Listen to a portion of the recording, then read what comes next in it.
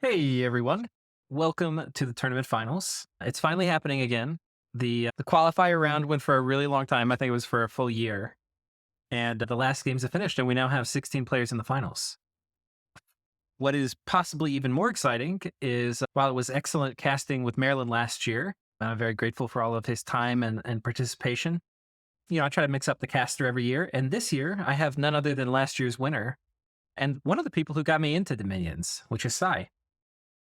Hi, I'm Sai, and I'm very excited to cast this year as well.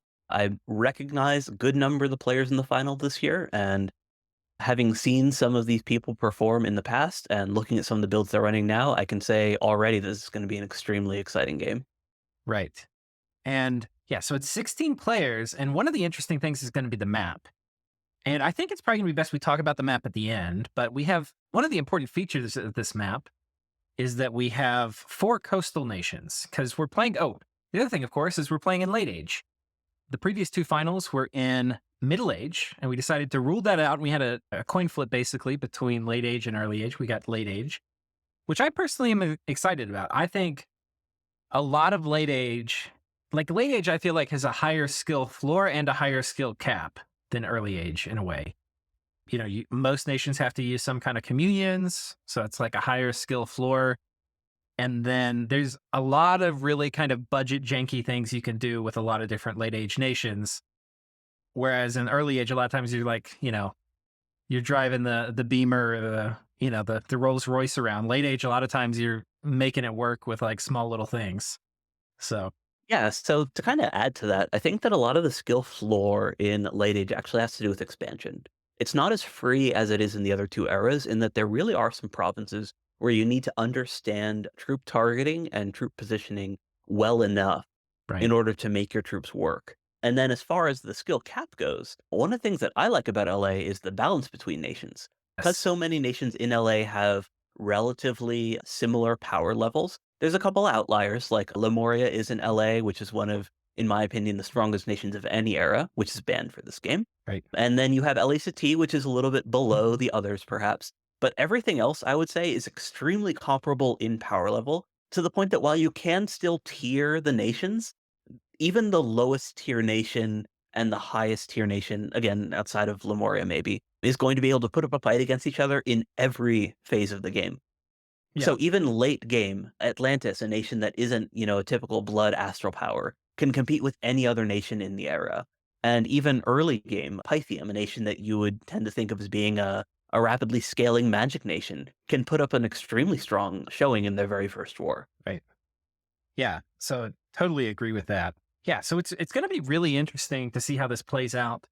Last year, to kind of set some expectations, if anybody like stubbed their toe or failed or showed signs of weakness, they were immediately put down by their neighbors. And it was one of the most shocking things for me casting the game was how quickly everybody was able to identify like a wounded animal and how quickly they put it down.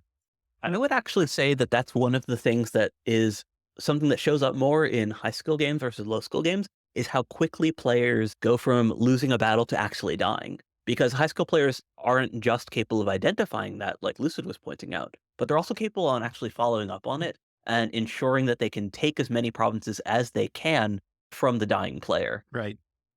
Yeah. The province control game is usually way more intense in high skill games, whereas like in a new player game or something, people may parade one or two armies around. When the opportunity presents itself, it's not uncommon to see like a high skill player hit, 50, 60% of your provinces. So yeah. So I think what we'll do for this first episode is we'll introduce the nations. We'll talk about the players playing. Some of them, Sai and I can't remember every person we've ever played a game with. Maybe Sai can, but I can't. So, but we remember and know some of the players, either they're in various Discord communities or what have you. If we know anything about them, we'll share it and we'll talk like super brief summary of the nation. So, because I've got Atlantis pulled up here, let's start with Atlantis, who's being played by Fearsome Frog, who actually, I don't think either Siren or I know much about that player. Yeah, I can't say that I know Fearsome Frog personally, but looking at their build, I am very Right. excited to see this person play. So they're running an Awake Ghost King. So Atlantis is a nation that has very strong units that are also very resource intensive. So you need to actually be able to expand to a decent size and get a fair number of forts down in order to make the most of this nation's units. That Right. said, their units also scale incredibly well, perhaps even deceptively well, because they have high armor and magic weapons, both of Right. which are things that you can't get from spells. So you can increase the base protection of a unit with something like, even starting as low as Bark Skin, but working your way up to Iron Warriors or Army of Gold and giving yourself 20 base protection. But you can't increase the armor value of the units that you have Right. on the field. So having Except actually a Strength high of base Giants. armor, I mean, Legions of Steel. Yeah. But right, that's the only one that can do that, and that right. still requires that they wear armor to begin Right. with. So Atlantis' units in late game fights actually scale very well. Right. I think they can Additionally, get, I think in Cold 3 with Army of Gold, they can get up to like 33 or 34. I mean, some crazy amount of, no, maybe it's even higher. I mean, because with the Cold Protection and Army of Gold, I think they get into like the low 30s for protection, which is right, they get wild for a normal unit with a two-handed magic weapon that does 24 damage.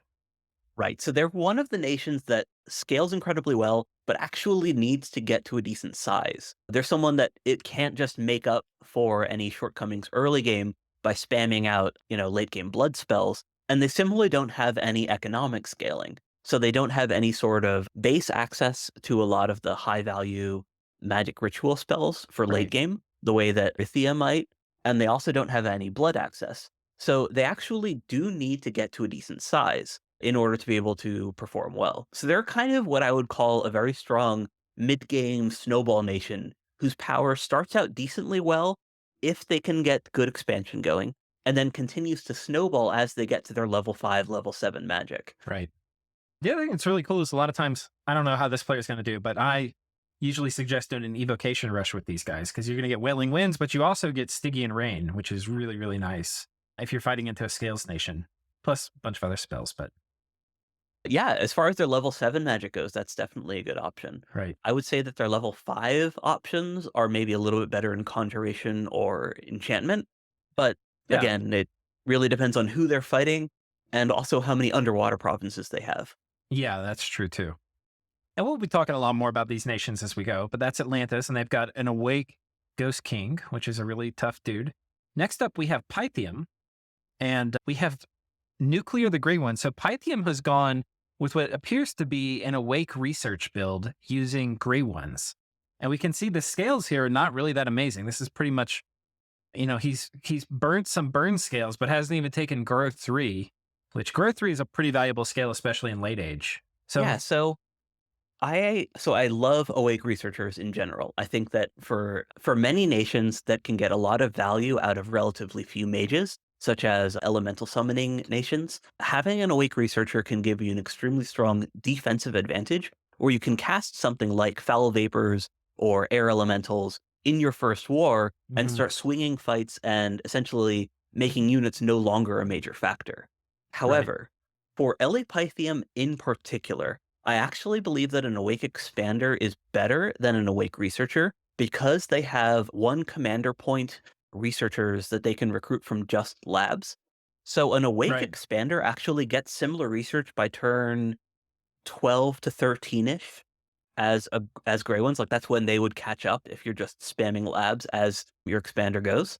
Yeah. Like where you recruit a mage from your capital, you follow your Awake Expander, and then you follow up with like different expansion parties and so on. And then the second thing that is very important for Pythium is that their early game magic options, or I should say their strongest early game magic options are things like point buffing using their Nature 1 and Astro 1 mages, Right. and Skeleton Spam using Enchantment 5 using their Death 2 mages, both of which actually require having a critical mass of mages in the battle, which is another reason that the Awake Expander actually performs better than the Awake Researcher. Because whereas the Awake Researcher is going to be ahead in terms of what spells you can actually cast during your first year, and again until like turn somewhere between turn 12 and 15, depending on your exact expansion and so on. So in a like what while the Awake Researcher is going to be ahead in that point, it's not going to have as many mages on the field. Whereas the Awake Expander, because its advantage is expanding and recruiting those mages more quickly, it's going to have more point buffers and more skeleton spammers when they actually hit those research points. Right. So I think that it's actually a lot stronger, even though Pythium doesn't need an Awake Expander in order to expand, because, it can do great with its gladiators and Right. it's just solid foreign recruit infantry. The Awake Expander allows you to snowball that already strong expansion and to get your mage count up much more quickly. Yeah. Okay. So yeah, I wanted to add a couple things to what you said, Si. There's a lot of interesting directions I think he could go. One thing is we may see a Hydra Bless. That's certainly something he could have chosen to pick up on the researchers. The other thing is we may see, it's one of the things you can do with Pythium is because you can just build a lab and make these Nature 1 mages, you can actually use them in expansion to cast protection on your troops. Yeah, with early alteration research, Right. absolutely. So there's a bunch of interesting ways this can go. And last year, unfortunately, it didn't really work out for the player. I believe was it Pythium? They did Gladiator expansion, which I think is a nice supplement. And there's a lot of situations where you want to have some gladiators in your army. But we may see a double expand out of them because that's what I think Pythium did last year.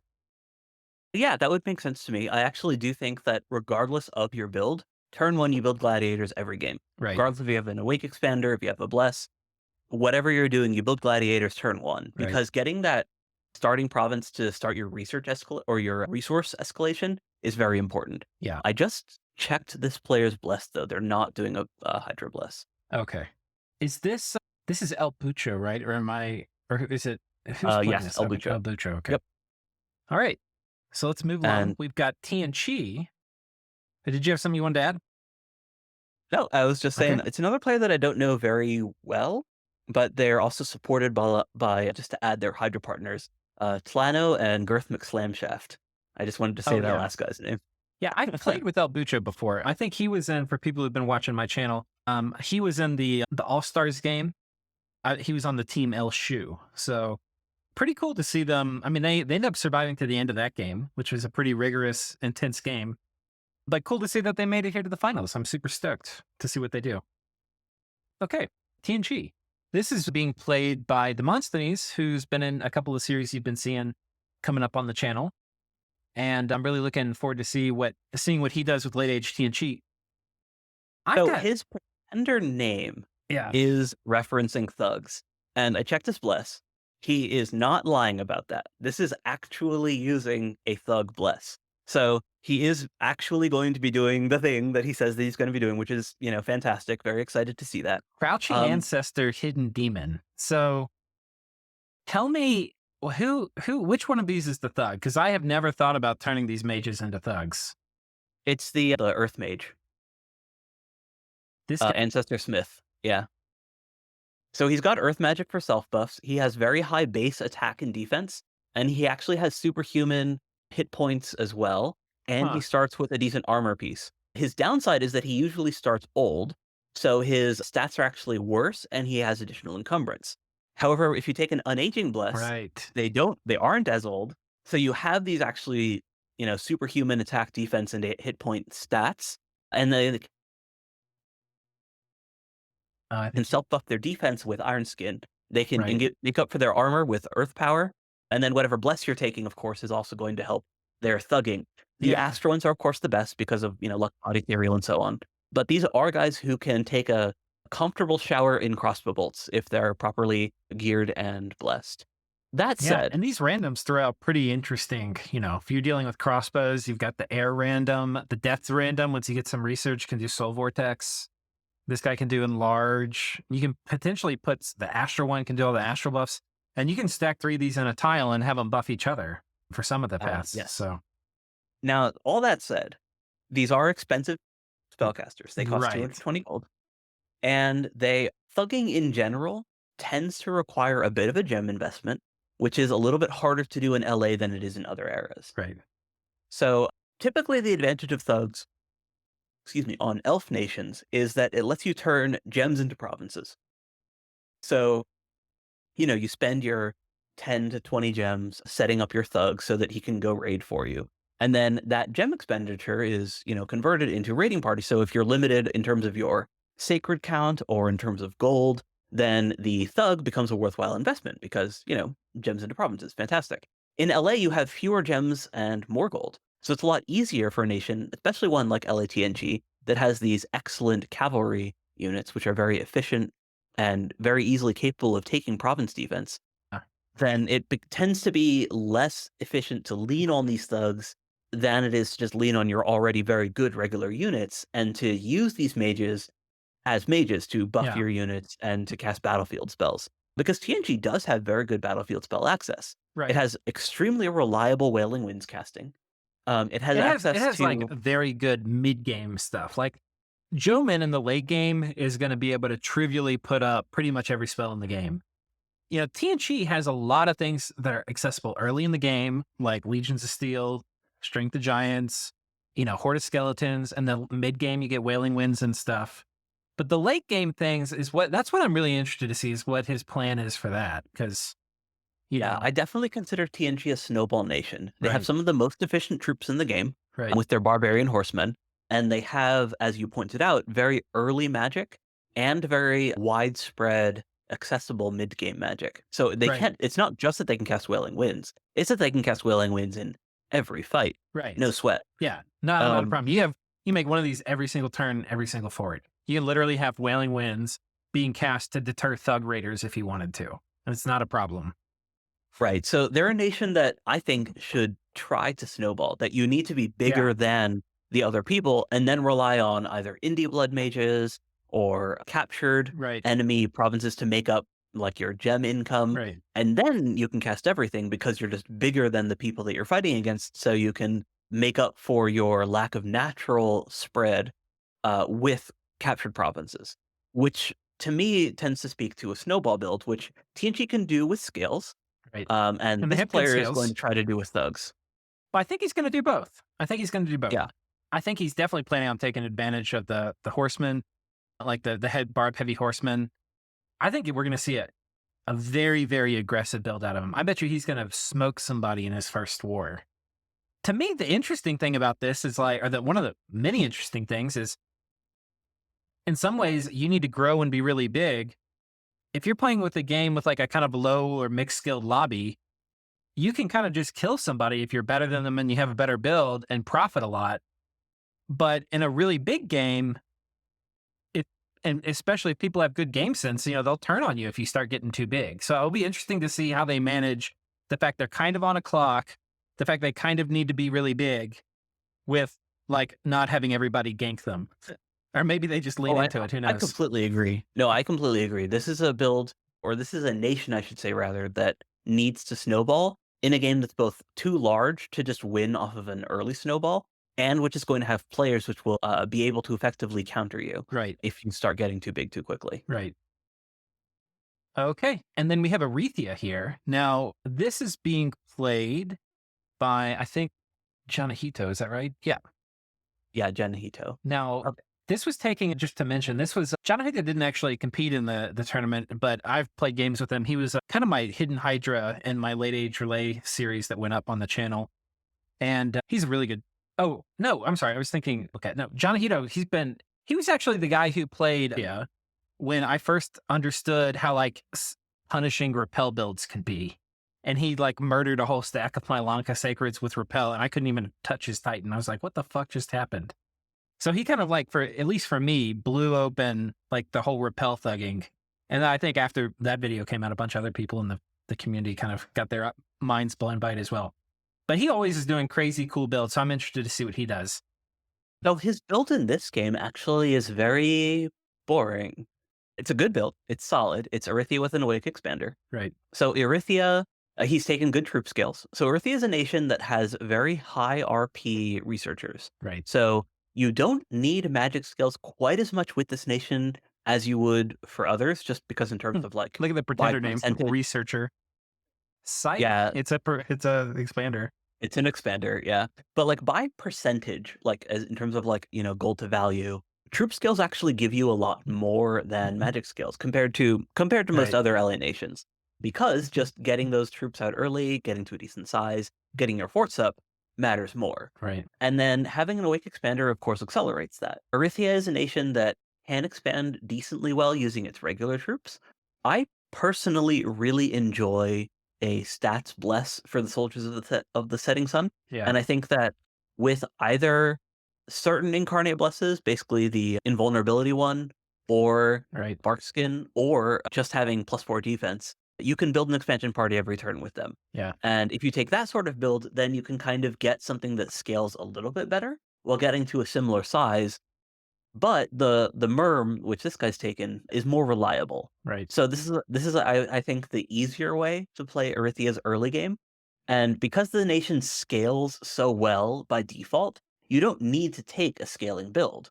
If Erythia makes it to And late these game, guys are fine. Like you were saying, you can get them to, I mean, they can do things for you, but these are not the strength of the nation. These are right? The strength of the fine. nation is the Daducho. Yeah, it's these guys.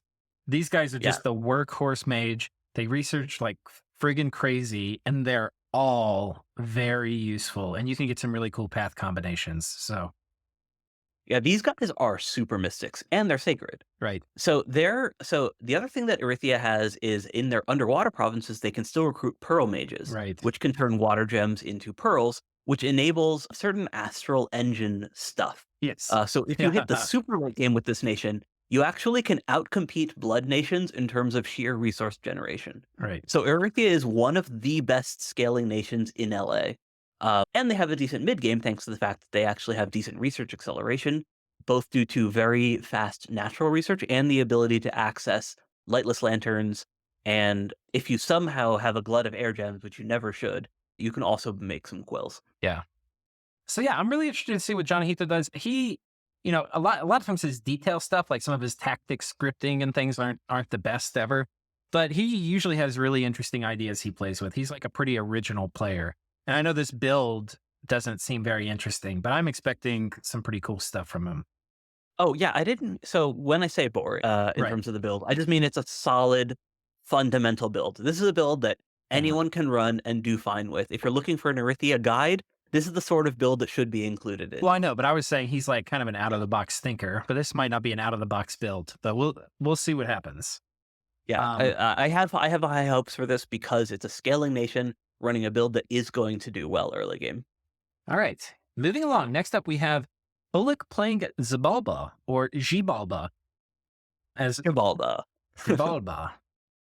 I love it's kind of funny. General Confusion sadly doesn't do much Dominion stuff anymore, but one of my favorite things was like listening to his videos and realizing I'd been saying all these things wrong. He's really good at pronunciations. Yeah, yeah. I actually looked up some of this stuff just because I'm interested in mythology in general.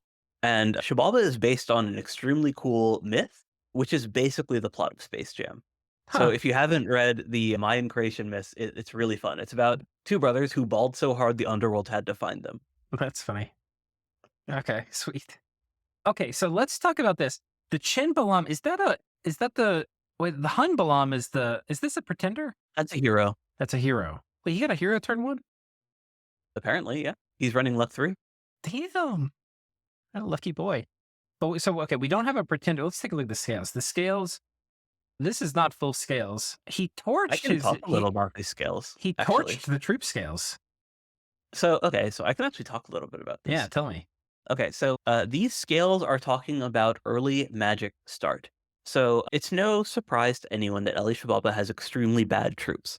All eras of Xibalba have bad troops, but they make up for their bad troops in various ways.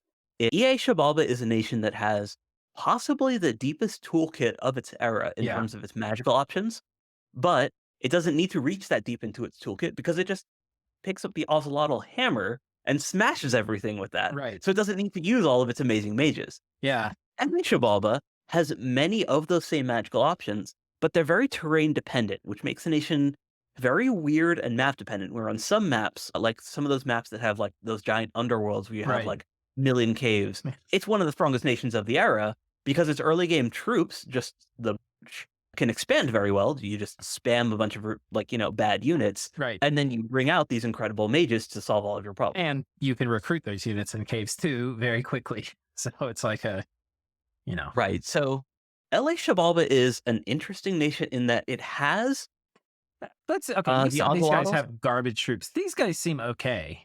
But you think he's gonna ignore them? Like No, they're a they're bit of a bad. trap, but they're not. They're bad. They're bad. Oh man, fighting They words. cost 35. They cost 35 resources. You can't and 39 recruitment points. You can't Yeah. spam them unless you have incredibly heavy scales. And if you have incredibly heavy scales, you can't afford a major bless for them. They're a trap, as you said, that you can't rely on them to carry you. You can make a blessed build that can expand. It is possible. I mean, Um, I've done like imprisoned larger. I haven't done with late age, but with middle age, I did expansion testing. I think it was like Middle very Age has much basic. expansion than LA. Okay, well, I mean that's true, but The Bat Sacreds are better in LA in general you in think terms so? of like These their actual guys? utility. Yeah. Okay, But just because they're affordable, like they're still 24 resource points, which is they'll continue. still a No, come lot. on, they're gonna do the grand tradition of bad expansion, which is you kill the commanders, and then the retreating troops murder all your shit. I think these guys still tie to that. No? Yeah, they can. No, you're not wrong. Yeah, if you, but with certain blesses, you can make them work. Okay. They're at least usable, whereas the Mooch Yeah. Sacreds, you have to basically take an imprisoned stat bless in order to expand with them. Yeah. That's the only build that can afford both the bless Right. and the scales required to make them work. Yep. And then if you're doing that, you're not taking a lot of bless, and you're also not taking your scaling scales of luck and magic in order to make your mages more effective. I can't remember exactly what you can get pretty good scales and have a bless where these guys can. I'm gonna bet. They're We'll take 13 that. defense, dude. You need to take good stats in order to make them work. In LA. Okay, I haven't tried LA, so I'm not gonna talk about things I don't know. But I suspect I could make it work. I kind of want to try after this. Yeah. So I've done You've done different it, so builds we'll with them. we'll It trust you is in the meantime. possible. It Yeah. is possible to take a scales or an imprisoned scales bless build that makes these guys work. You have to take an imprisoned stats bless. You have to take the troop scales, and that will let you expand with the Womuch. You can get actually really solid expansion. You can get over 20 provinces Yeah. pretty reliably in the first year, but you have to sacrifice your magic scales in order to afford everything to make them work. Yeah. I think one of the problems with these guys in the late age is they're not going to hold up very well at crossbows. I think that's the other big difference. Like if They you lean into actually these are guys in the okay. middle age, They're there's not they're really a ton of okay. crossbow nations. No, But no, because like they do have a shield, but it's 12 and protection, which versus a crossbow is 6. It's like they do have 25 hit points. yeah. Between the two, they're okay. They're not like Yeah, hard it's not countered by horrible. crossbows the way that Jaguars are. Yeah. Yeah, no, they're not hard countered, but like they're not compared to other They things don't in love late it. age, they don't love it. Yeah. They're not gonna if They you don't roll have, up with a big crossbow stack and you've got a big pile of one you can be like, fuck. yeah, Let's do they it. don't have hats. Yeah. That's the real thing actually, is they die even more easily to slingers. Yeah. And like the shield isn't super high parry. Anyway, so what he's doing, aside from like This he is the scaling magic build. so how This do is you a build. expand with this? Is this just You shitty bats? No, you summon. Okay, so you do a couple things. So one is you do use the shitty bats. You use a mix of bats and units for baiting. Right. So what you do is you take your forests and caves first, and then you spam the bats out of there, and then you recruit non-bat units, literally indies or Yeah. the enchantment one long dead, and use them to bait for you so that the bats Oh, I can like the enchantment one reliably long dead. archers. Yeah, if y'all watch my EA Zabalba series, I got really salty in that because I got ganged up Ish on. all the But yeah. there So you do a similar thing, but you use scorpions as your chaff. yeah. Yeah, You so can. LA has more varied chaff options because Right. indie heavy infantry tend to be a little bit better. Right. So you can use indie heavy infantry as your lures as you start expanding. And because he's running Magic 3, this random research? No. Okay, then he will always hit the ability to summon Long Dead on either turn 2 or turn 3. Okay. Because he got this hero turn 1, he's always going to hit it turn 2. If he didn't, it would have been either 2 or 3. I don't remember. But you still hit it very early. Yeah. So you have Reanimation's what? 3 death gems or 2? I can't remember. 3. Okay, so you can do it every other turn. Yeah, so you don't have to use those Yeah. necessarily. I'm just saying that like that's an option for chaff. Well, I'm just saying, Uh, like late age yeah. shitty bat expansion. I'm expecting super high bat casualties. Like it's going to Oh, be yeah, so no. many goddamn dead bats. It's going to be just really amusing. But I'm sure it can work. do it. I'm sure it can work. It can work. And this is a scaling build because of the luck 3. Right. So I've actually seen Fulik run a very similar build with Miklin actually, where he took a very heavy stats bless with magic weapon Ocelotls, where you would think that the early game's not that great, but you have a nation that has extremely good scaling with its ubiquitous blood magic, its very good sacred blood summons, and a bless that favors that. So I think that's what he's doing here as well, is that he's basically going to try to lean heavily into mid-game combat magic stuff and just late game having more efficient summons and just incredibly good economic advantage from his scales. Yeah. Okay. We got to keep moving. And next up, we have Jumin. So Pretender. I So this is being played by Sable Cat.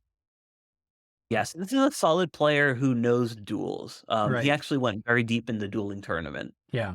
So he should know army matchups, and he's just generally a very good player. Yeah. That said, I have peeked ahead on what he's doing. He has generally good expansion using Jomin's cavalry. So he like is either testing or understands how to expand with this nation. Right. But I don't like his bless. Okay. Well, The reason that I don't like his bless is that he's let's running. save that for later because we don't know it Okay. yet. Yeah. I'll be. Oh, okay. Yeah. Okay. Yeah. Huh. Not much to say then. Okay. So Jomin is a very good mid-game nation in general because it has very strong diversity and very efficient mages to use that diversity. So compared to something like Right. Shinyama, for example, where you have this extremely broad path access, that broad path access is on these incredibly expensive mages, Right. where they're not able to use all of their paths in a given fight. Right. Whereas the Master Shugenjas, they they're very random, so you don't necessarily have reliable access to any given combinations. But the ones that do get the pass that you want aren't that expensive because Right. they're not paying for all this extraneous stuff. So Right. very reliable Earth access, very reliable nature access, and very good cross path access in general. I can't Um, remember if it's Attila. Maybe if it's not him who did it, it's somebody. Maybe he did it for a different nation, but he has like a grid that he'll do where he breaks out like all the different cross paths, and then like which ones are good. Like what do you do with each of them?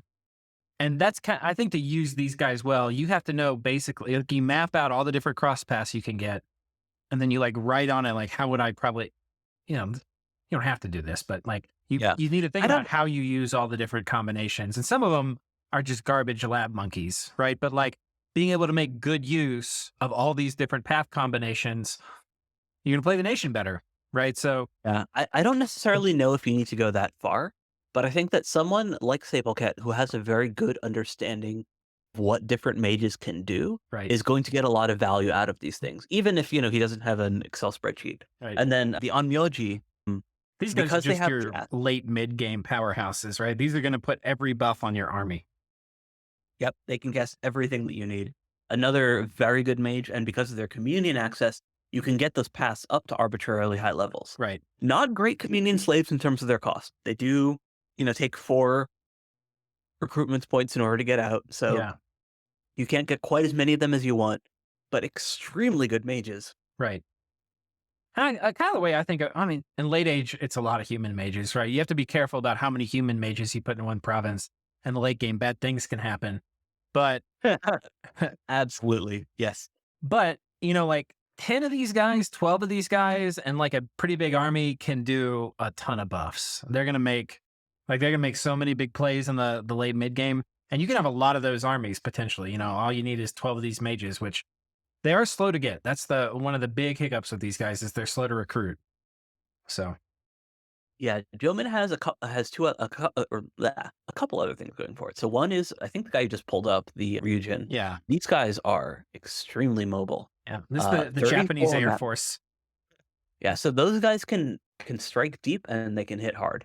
They're not just like effective thugs and raiders. They're also really good battlefield mages because Yeah. they can drop Acid Storm. Mm-hmm. And then the other thing that they have in their summons is Dione, which are very effective super combatants in LA in particular, when the person that you're fighting does not already have Holy Scourges or other undead slash demon SC hard counters in place. So they actually do have decent mid game Right. like flexibility outside of just having these really solid efficient Right. mages. They also actually have very high stat troops. Right. Some of these guys, like So this guy, the Samurai Archer, is a badass. Like a oh, I wasn't freaking even long. talking about him.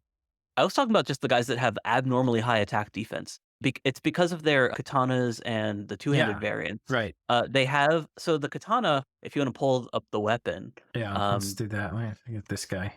Oh, this is well, a that's no no dachi. That's dachi. the two-handed one, which That's a two-handed That's variant, pretty yeah. freaking good.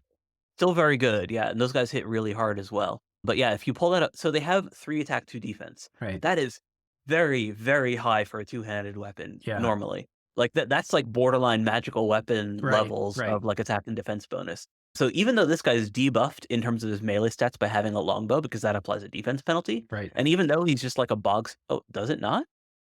Let's see Huh, what the thing is I going guess to it doesn't. armor. Oh, it's from It's his armor, samurai okay. armor. Yeah. Yeah. So even though that guy doesn't have, superhuman attack defense stats, he's still hitting with an attack of 13. There's a And then there longbowman that costs 11 gold that, by the way, also just happens to have a two-handed high attack weapon.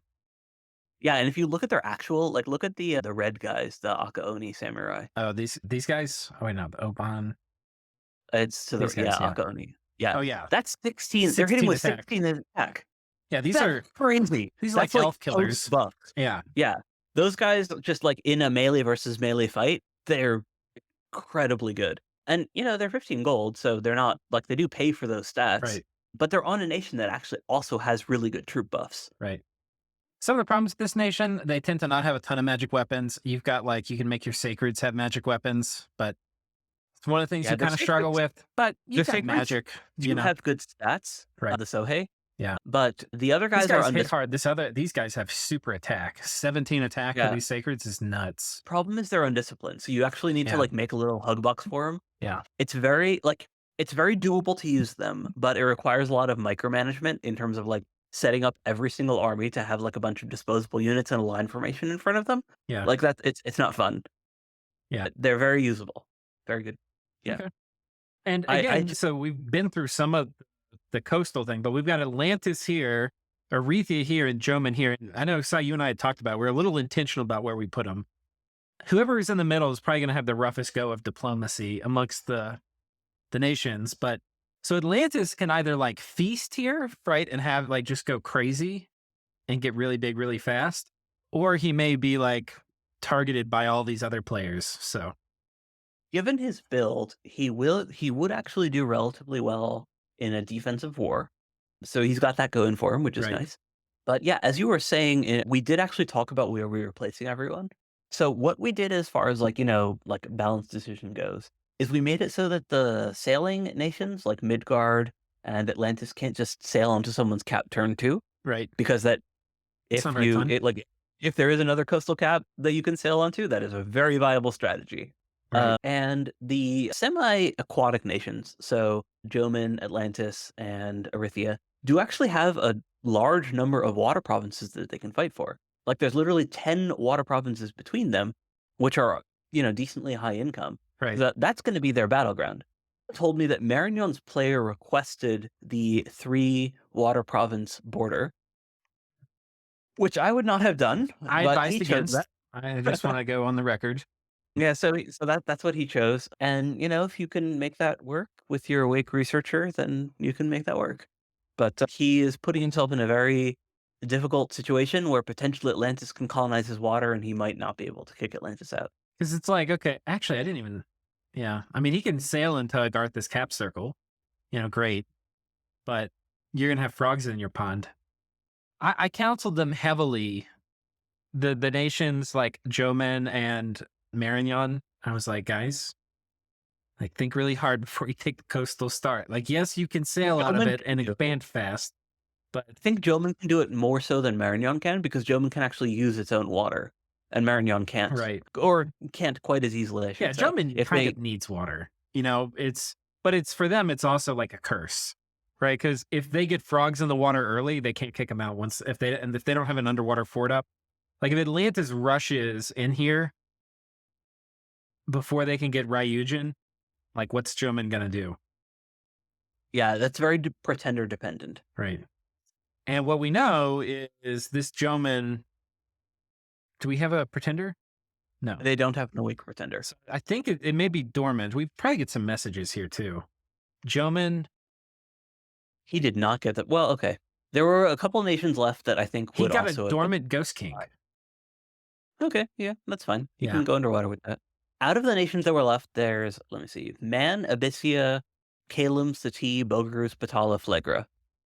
Yeah. Okay, so like I'd mentioned at the very start when we were like first talking about LA, this era is very balanced. Right. So there's, not like there isn't a huge power differential between these nations. Right. But I don't think that Jomon is necessarily like the best out of what was left. Like Abyssia is a very good nation. Oh yeah. Caitlin There's a is lot a of good great nations. snowball nation. Right.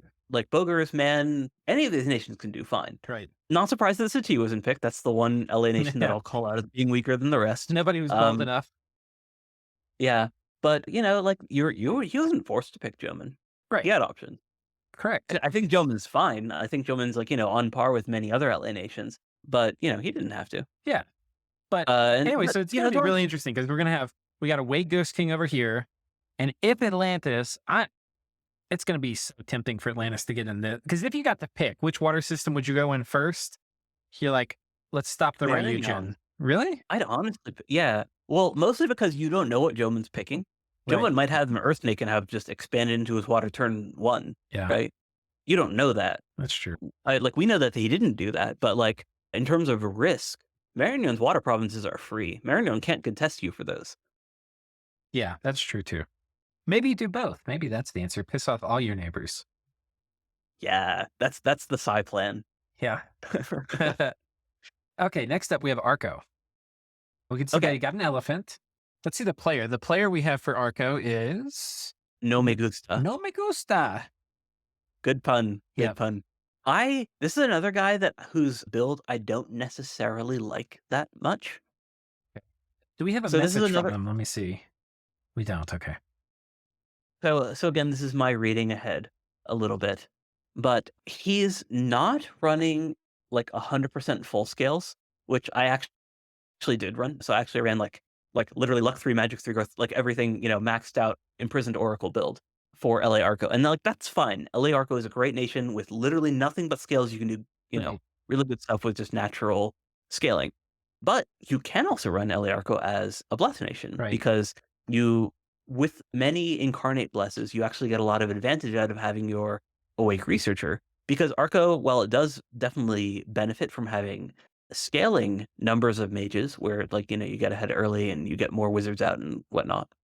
They also can use relatively small numbers of mages very effectively because they can summon 3 different flavors of elementals and because they can use early troop buffs on elephants Right. to basically turn an elephant into like a ghetto air elemental where it's still ethereal.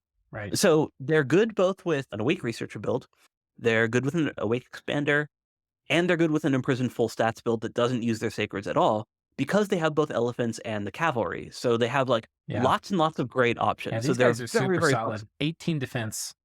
Very nice. Yes, And they're they're an cheap. they're an incredibly flexible nation, is how I would Right. describe it.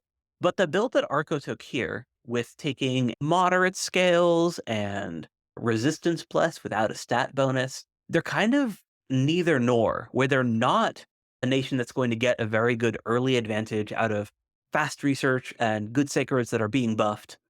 And they're not getting the super scaling out of their extremely solid scales in order to like just rapidly accelerate into midgame, and they're not running an awake expander in order to just get faster forts, faster wizard count. So they're kind of taking this like this build that's like theoretically like, oh, I've got, resistances and I have like this things that are like theoretically useful, but Right. aren't necessarily able to be implemented in practice because you don't have the wizardry to support the resistances that you're taking. Okay. And of course, their mages aren't sacred either. So, like, you need to put up resist buffs or resist items anyways. Right. So I'm not a fan of this particular build. Okay. Yeah.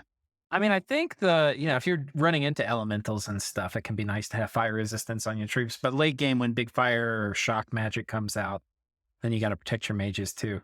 Cool. And I haven't really cheated that much and looked ahead at the turns. So we'll kind of cover what the build is as they get revealed here, unless we can see it from this turn. We've got an awake researcher here for Ulm. Ulm is being played by Gicello, who I have probably played a game with, but I'm not sure. Maybe not. He's been around a ton. Have you played with him before, Sai? Oh, maybe I lost you. Second. Okay, so I've got Sai back, folks. I had a little internet issue. But we're talking about Whoa. Ulm. Yeah, your cord got pulled out on your modem, right? On the router, Your yeah. router. Family kicked it out. But yes, okay, so Gicello is running an extremely cool build. Right. I'm It's an extremely happy. awake researcher. Uh, It's not an Awake Researcher. It is an Awake Incarnate Bless build right. that he took on an Archdruid for the pathing. Right. So this is one of the cooler blesses that you're going to see on Ulm. And Ulm is a Yeah. nation that is very flexible because it can be run either Drain or Magic 3. The more traditional way of playing LA Ulm, and the one that you're going to see more guides for, especially because in Dominions 4 this was the only way to play LA Ulm, is you take Magic 3 and you use their foreign recruit Astral Mages. So that's what you would lean on with a Magic 3 Right. build.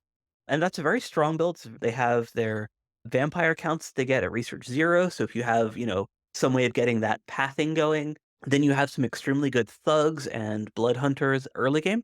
In the latest version of Dominions, those are limited in number, but the ones that you get are better. Right. So in the older version of Eliolm, you could get as many of them as you wanted, but they were just these Death 2, Blood 2 mages.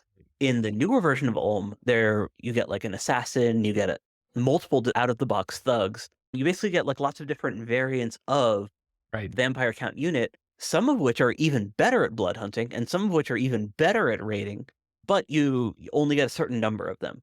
So it's one of the things that like helps compound a very good early game, but it doesn't scale quite as well because if you want to get more vampires later, you're going to need blood 7. Right. And Now that all said, they also have Drain immune researchers in the Black Priests. right. Or not the Black Priests. Yes, the Black Priests. Are they? Oh no, they're Mondays? not. They're not. Oh, I But thought they can make boosters, right? So they're gonna Yeah, they can do it's not as good quills, as they the can do it's not as good as I thought it was. yeah, I mean Yeah, these guys they're not great researchers, but you they're can also not. do imps and stuff early, like the imp familiars to get you can make a ton of you can make quills and imps at the beginning to get Yeah, I get it belatedly going. realized that this Drain build is not as good as I thought it was. Well, I it's was gonna have really some excited problems. for a little while. Yeah, it's gonna have some Um, problems, but you know, I think I can see, making it work if you lean heavily into the boosters. Because if you think about it, you that's have a true. lot of your Yeah. mages blood hunting anyway. You're not all your mages which are blood hunting in some ways are wasted magic scales. So you build boosters, you put them on the guys who are actually doing hitting the research button. You can kind of be okay. There. Yeah, It okay. does Yeah, hurt you can Horus definitely though. If you're going to be the one of it hurts a lot the of things. I things was that Ulm does in the late game is like horror cannons, and yeah, they are yeah. a lot worse than Drain. Well, you That's- don't wanna be horror cannoning yourself anyways, because if you're horror cannoning in your own scales, it means you're losing. Oh, you're just picking off raiders. But Yeah, I feel but you. I mean, yeah. now, Generally, if you're using horror cannons, you wanna be aggressive.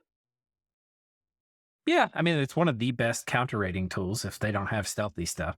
But yeah, I mean, ideally, yeah, you want to be taking other people's shit.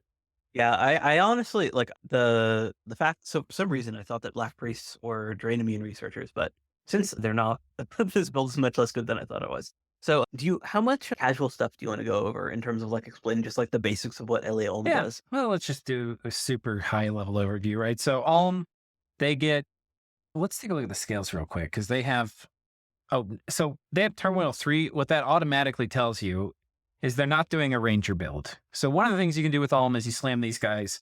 They're stealthy crossbows that have a 19 damage axe, and they cost almost no resources, but some recruitment points. So generally, if you take order, you can make a ton of these guys, and they're pretty good in the first war. Like they're going to shoot a ton of, you mass produce them. They shoot a ton. You can stealth with them. And This is a bless build. They're doing Black Templars. well, I know. I'm just saying, we're talking about Ulm. So they've got this. Oh yeah. They've got this guy who's like an anti-sacred if you're going scales, right? This guy's going to trade really well with a lot of sacreds. And Oh yeah. The other thing about the ghouls is that they have 0 encumbrance. So they Right. have very heavy armor and they can last forever. Right. Unless there's priests or dust to dust casters. Dust to Dust is their nemesis. Right. Yeah. And then we got Zweihanders, which now he took a ton of productivity, right? So he's got a lot of resources. And Can these recruit guys, them, yeah. these guys are pretty good for that. But, Sai mentioned he's also got a really good bless. Now, a lot of times, because there's a lot of really interesting, in my opinion, scales options to take. You've got a lot of, some really interesting, cool things you can do with troops. I personally don't love running a bless. However, despite the fact that these guys are cap only, which means they're not going to necessarily scale well, these are fucking awesome sacreds. It just, Problem is they cost a very ton of expensive. resources. They're Yeah. expensive, but they're fucking amazing. They're really good. They had 23 protection, not terribly high encumbrance, a huge shield. I can tell that you're looking at the units even though I can't see your screen. Yeah. But this bless is not actually for the units. This Right. bless is for recruiting 3 Hawkmeisters Right. Yeah. and using just the commander. This is, when I said I hadn't looked ahead, I've actually looked and seen what this build is. So we'll spoil this one. He's got a fire shield, blood surge, regeneration, withering weapons, which I think was a mistake. He should have gone Stygian skin. Yeah, he should not have gone withering weapons. I agree with you there. But if he, assuming he fixed that one thing, these guys are really good out of the box thugs. And can you get those in every? Oh, they're cap only. So No, again, they're it's cap only. limited. So Yeah. But Ulm is a you can weird get 3 nation of- because normally Yeah. you're like, oh, it's cap only. It's like competing with all these other important things you want to get out of your capital. Ulm's best mages are recruit everywhere. Their cap only are actually just patching weird little holes like these guys. And they're not. These are not like Yeah, amazing Ultimate- mages. Ulm's best mages are foreign recruit, or arguably the blood summons. Right. So, spending all your cap turns making these guys isn't a huge problem. But does it scale? Not really. But Ulm scales pretty well regardless. So, Yeah, it's a deep blood nation, deep astral nation with incredibly efficient mages out of every fort, and they get Iron Blizzard casters out of every fort. right. And that's a big change over Middle Age, right? Because in Middle Age, your Iron Blizzard casters are only from your capital. Here, you can literally do it everywhere. So, pretty cool. Yeah, if the Black Priests were Drain immune, this would be a really strong build. Yeah.